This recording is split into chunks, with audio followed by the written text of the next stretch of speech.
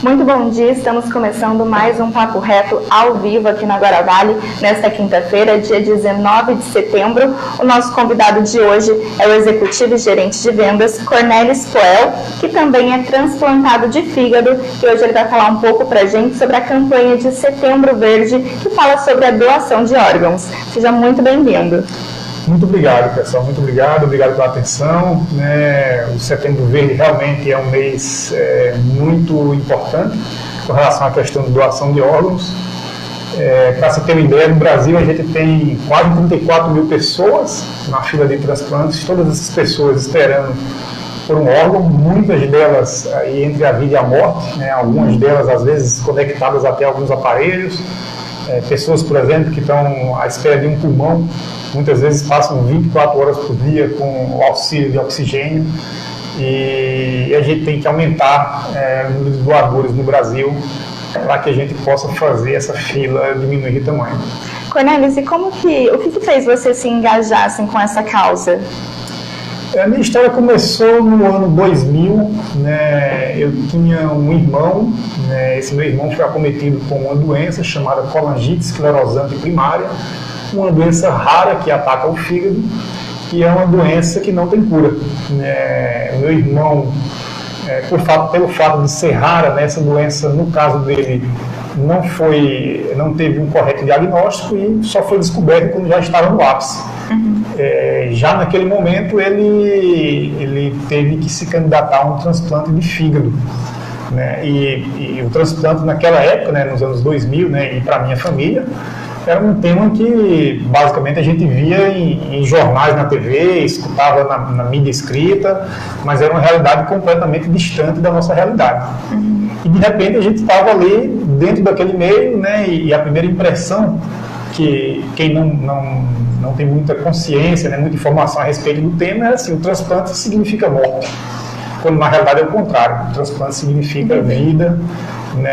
E ele se candidatou a um transplante, fez esse transplante em 2002, em janeiro de 2002, e seguiu bem por mais 6 anos, 7 anos, teve algumas complicações, a doença que ele tinha reincidiu, ele faleceu em 2010, meu irmão. Aí o que acontece, um baque enorme para mim, para a minha família toda, e eu que tinha uma saúde de ferro, nem dor de cabeça eu tinha até os meus 35 anos, quando chegou em 2011, um ano após a morte do meu irmão, eu fui diagnosticado com a mesma doença.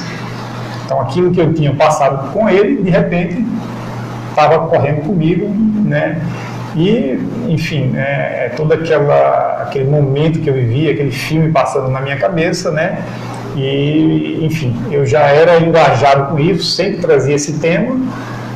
E a partir de então, era a minha própria vida. E eu resolvi fazer um pouco diferente do meu irmão, porque eu estava diagnosticando bem no início. Sim. Então eu enderecei a doença com toda a diligência possível, com todo o rigor possível, E fiz um transplante no último Réveillon, enquanto vocês aí, as pessoas que estão vendo e assistindo, estavam já tomando sua cerveja, comemorando, eu estava sendo aberto, E tendo meu fígado trocado, e foi um sucesso o transplante, tanto que eu estou aqui vivo, Vivinho da Silva. Podendo contar a sua experiência, O Registro Brasileiro de Transplantes divulgou uma pesquisa recente que aponta a diminuição nas taxas de transplantes e também de doadores. Na sua opinião, por que as pessoas ainda têm dificuldade em doar órgãos? O maior problema, que os hospitais constatam e também pesquisas aí de algumas associações é realmente a falta de informações e clareza sobre o assunto. A doação de órgãos ela ocorre quando há a morte encefálica do paciente, quer dizer, uma morte abrupta, um atropelamento, digamos assim, que ocorra em alguma rua e a pessoa morra naquele momento, aqueles órgãos não são doados. A doação quando uma pessoa tem um problema de saúde, está em um hospital e tem uma morte encefálica. O que é a morte encefálica? Por algum motivo, o sangue deixa de circular no seu cérebro e a atividade cerebral ela cessa. Nesse momento acabou a vida. E o que acontece? Quando há a morte cerebral, o pessoal da assistência social, a equipe médica, ela vai até a família do paciente e conversa com a família do paciente sobre a questão de doação de órgãos. Na falta de entendimento sobre aquele tema, há o receio, morte encefálica, mas o corpo está lá. Na realidade, o corpo, né, depois da morte cerebral, ele pode ser sustentado por até alguns dias via aparelhos, principalmente sobre a questão respiratória. Você vai inserir no ar, o coração vai batendo, mas não tem mais nenhuma comunicação cerebral. Mas é difícil para a família entender aquilo. Então, nessa falta de entendimento, né, ela termina dizendo não para a doação. Ela não consegue assimilar aquilo. E o tema também da doação, as pessoas ainda não o levam para dentro de casa. É um tabu. É um tabu, porque você vai falar de morte, né? Quando eu morrer, eu gostaria de ser doador. Você tem que deixar isso muito claro para a sua família, porque é ela que vai tomar a decisão. Então, a família se depara com morte encefálica, né? O ente querido ali, que é um momento de forte dor, né? Faleceu, nunca falou sobre o tema, eu não entendo bem essa morte encefálica. O que é que eu vou fazer? Eu termino na insegurança, eu opto pelo não. Além de algumas outras informações também, né? As pessoas às vezes acham que o doador ele vai ter o seu corpo deformado com a doação de órgãos, então vai ter que ser enterrado em um caixão lacrado. Não tem nada a ver com isso. A remoção dos órgãos é cirúrgica, é igual a se realizar uma cirurgia numa pessoa viva. Então não tem não tem que haver nenhuma preocupação com isso. Então essa desinformação é o principal fator que leva à não doação de órgãos. Cornelis, como você trabalhou o seu lado emocional após saber da doença e que você precisaria então se submeter a um transplante, já tendo passado por toda a história com o seu irmão? Foi um momento muito duro, né? Na hora que você tem uma notícia dessa, né? Sobretudo quando o seu irmão, um ano antes, faleceu pela mesma doença, né? No meu caso, né? Eu consegui superar uma fase inicial que todo mundo tem que ser respeitada individualmente. Sim. Mas logo no início eu não fiquei me perguntando por que isso tinha acontecido comigo. Normalmente é uma fase que se gasta bastante tempo, né? Você se pergunta, eu sou uma pessoa boa, né? Eu não faço mal aos outros, por que é que essa doença veio me acometer? Eu sou às vezes religioso, né? Eu vou na missa, enfim, mesmo que não é religioso, né? Eu não tive muito esse questionamento. O meu questionamento foi, eu estou com essa doença, como que vai ser minha vida daqui para frente? Então eu só pensei no futuro. O fato do meu irmão ter falecido com essa doença, ele foi assim, né, todo aquele filme da história dele me passou, e eu, digamos assim, aquilo me trouxe um medo muito grande, mas não foi um medo paralisante. Na verdade, foi um medo que me fez encarar aquela doença com o raciocínio de que disse, não, vai ser diferente comigo. Né? Então eu comecei a abordar aquilo com uma diligência muito grande, tratamento médico muito sério, né? Acompanhamento de profissionais, enfim, de psicólogos. Tudo o que eu poderia incluir nesse meu tratamento, eu fiz. Esse tempo entre o transplante, entre o diagnóstico e o transplante, foi a espera mesmo de uma doação ou foi realizado um tratamento? O tempo, eu fui inscrito na fila de transplante no início de 2018. Eu fui diagnosticado em 2011. A minha doença, essa colangite, ela é uma doença que não tem cura de progressão lenta. Então, no começo, eu tinha, lá quando fui diagnosticado, eu tinha apenas alterações de parâmetros do fígado. Em 2012, 2013 começaram as crises. Então eu tinha cerca de 2, 3 crises por ano que eu as debelava com antibióticos comprados em farmácia mesmo. Né? Até 2016 estava tudo sob controle, eu fazia até inclusive corridas de rua, corridas de até 10 quilômetros. No fim de 2016 eu fiz uma corrida de rua em Campinas, me senti fraco após a corrida, não tive crise, mas me senti muito fraco e inseguro. E dali eu parei, né? Em 2017 todos os meus parâmetros hepáticos eles mudaram de patamar para muito pior. E em 2018 eu fui internado 3 vezes, tive intervenções com problemas de varizes no esôfago, baço dilatado, pressão alta. E daí eu fui inscrito na fila no início de 2018. Hoje a fila não é por ordem de chegada, é por ordem de criticidade. Né? Existem algumas fórmulas com base em parâmetros que você obtém nos seus exames de sangue e eles calculam o estado do seu fígado. De acordo com o seu estado, você vai até para o primeiro lugar. Então, se você tiver uma doença hepática que você nunca soube, né, e de repente você é diagnosticada, e esses parâmetros te dão um valor muito alto, você vai para o primeiro lugar da fila amanhã. A ordem de chegada, ela só conta se você estiver exatamente empatado com o outro. Então, no meu caso, né, eu entrei na fila em 2018, mas eu vim em direção à doença, né, desde 2011, né, com tratamento, debelando crises, com antibióticos e assim por diante. E como que você fez para aliar o tratamento ao trabalho na multinacional e também a mentoria? Existe um ditado, né, que fala que a mente vazia é a morada do diabo, né? Então, no meu caso, né, eu sempre tive uma vida bastante intensa, né? Eu fiz doutorado entre a Unicamp e a Itália, né? Entrei na indústria, tive uma carreira de progressão. Então, assim, a minha cabeça ela tem que estar sendo alimentada, funcionando. Então, o trabalho para mim, ele foi essencial, né? Tanto na época do meu irmão, como após o meu diagnóstico e ao longo de todos esses anos, eu tive um foco muito grande no trabalho. Na empresa, a gente sempre tem uma pressão grande por resultados e etc., né? É uma demanda muito forte. Então, no momento que eu estava ali, né, algumas pessoas, cada um tem o seu comportamento, né? Alguém pode dizer, pô, mas você numa doença dessa e sofrendo a pressão normal do que um trabalho tem, essa pressão para mim era benéfica, porque ela tirava a minha cabeça da doença. Então, enquanto eu estava ali na empresa, né, durante todos esses anos, eram momentos que eu esquecia da doença. Então, o trabalho ele me ajudou. Então, o trabalho para mim é essencial, assim como o tratamento médico tem que ser feito com muito rigor. Então, você tem que aliar as duas coisas. Para aliar as duas coisas, você tem que ter muito planejamento, muita disciplina, organização, muito foco, né, garra, determinação. São coisas que você tem que ter ali praticamente continuamente. E com relação à mentoria, né, a mentoria é algo que eu adoro. Né? Eu adoro tratar com pessoas. Os meus pais são professores universitários, a minha mãe já aposentados, meu pai faleceu, na realidade. Mas a minha mãe ela é pedagoga e meu pai era filósofo, ambos professores universitários.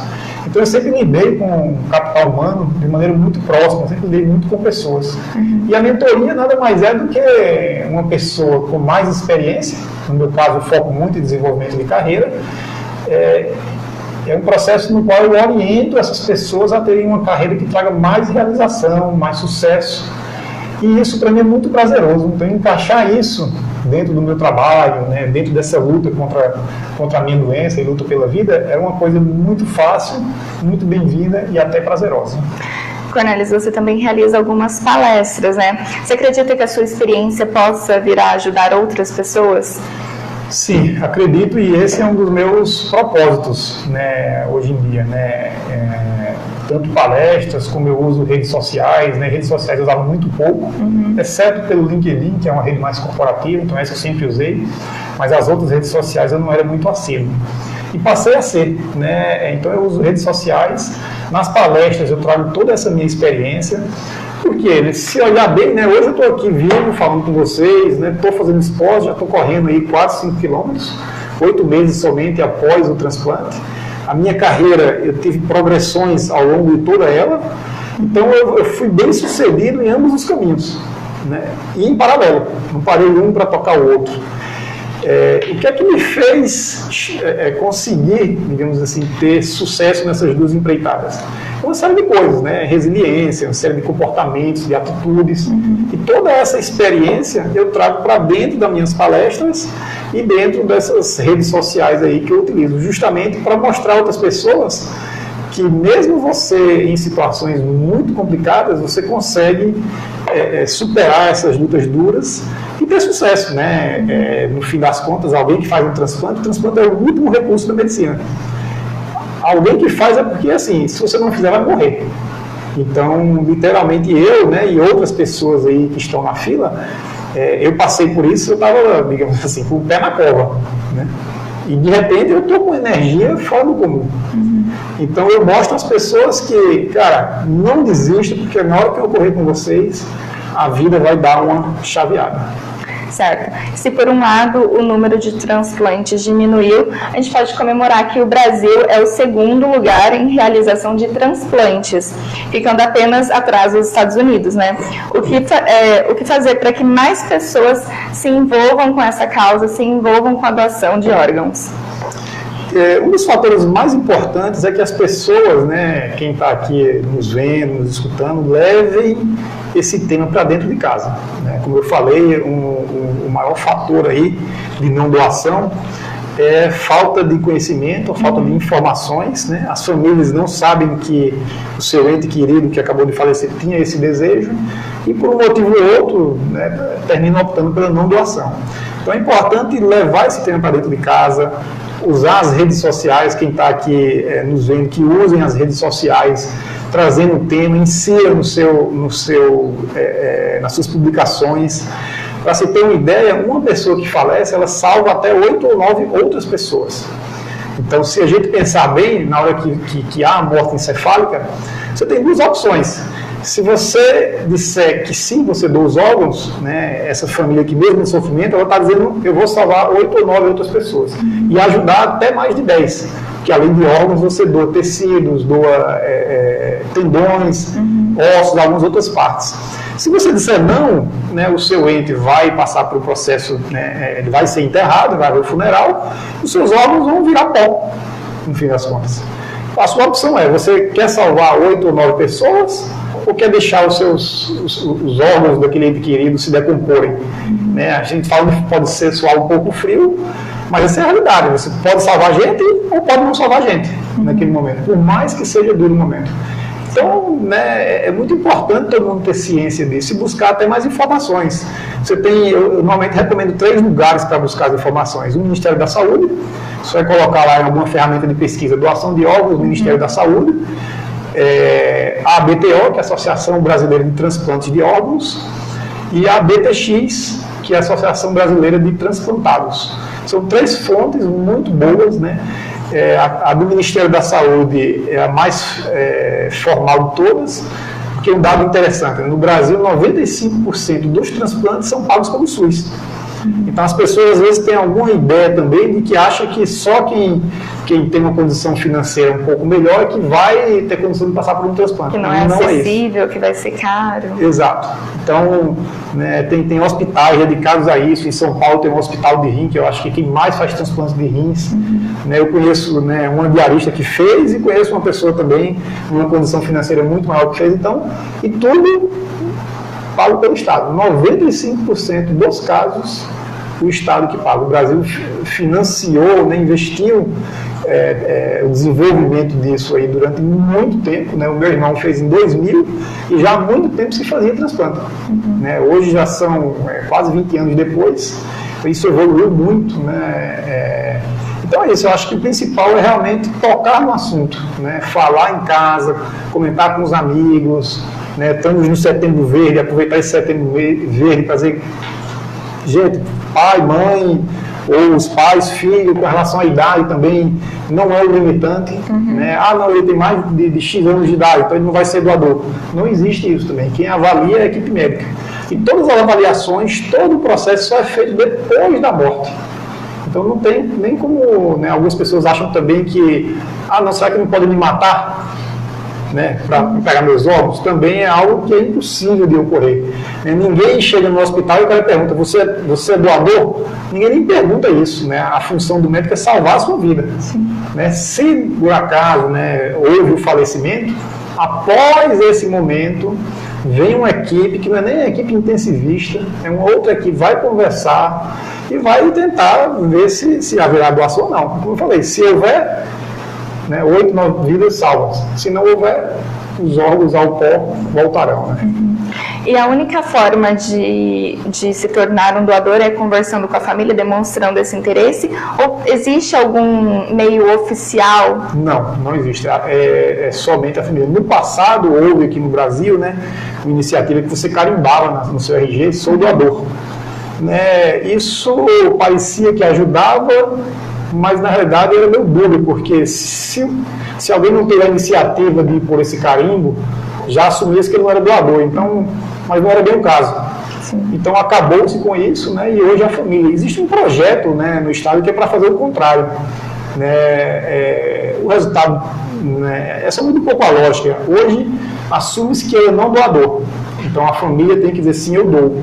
O projeto é para fazer o contrário. Assume-se que todo mundo é doador e a família pode ser contrária. Pode ser contrária à doação. Houve até uma ferramenta no Facebook, eu não sei se você chegou a ver, que você declara lá no seu perfil da rede social que você é um doador de órgãos. Eu vi essa ferramenta, mas... Não é uma coisa assim que, né, generalizou, mas existe e também é um meio de se engajar com a campanha. Com certeza. Tudo que traga o tema para o grande público, né, e o Facebook, enfim, Instagram, eu uso bastante o Instagram, né, é muito importante, né?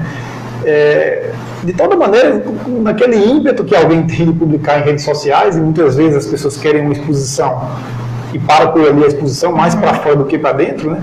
É mais importante até do que ele publicar, acho que as duas coisas, na rede social, porque tem uma amplitude de divulgação grande, mas se ele fizer aquilo e ele não chegar em casa e contar para a família dele que ele é uma pessoa que apoia a doação de órgãos e que se houver uma fatalidade ele quer ser, aquela publicidade, digamos assim, espontânea ali no Facebook não vai adiantar nada, porque a decisão é da família. Né?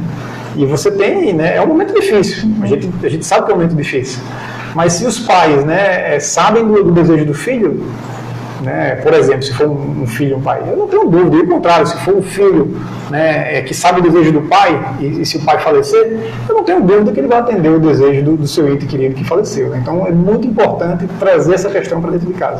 Cornélio, para a gente finalizar, como as pessoas podem entrar em contato com você para solicitar essas palestras e participações em eventos? O meio mais fácil é pelo meu WhatsApp, né, ou é o celular, na realidade, eu vou passar aqui, podem me ligar ou me acessar pelo WhatsApp, o telefone o DDD é 19 e o telefone é 981565420. Além do celular, eu uso bastante aí e estou conectado 24 horas, porque a gente tem que dormir um pouco, né? Mas eu estou bem conectado aí no Instagram e no LinkedIn. Os dois, né, o meu Instagram e LinkedIn é Cornelis Poel.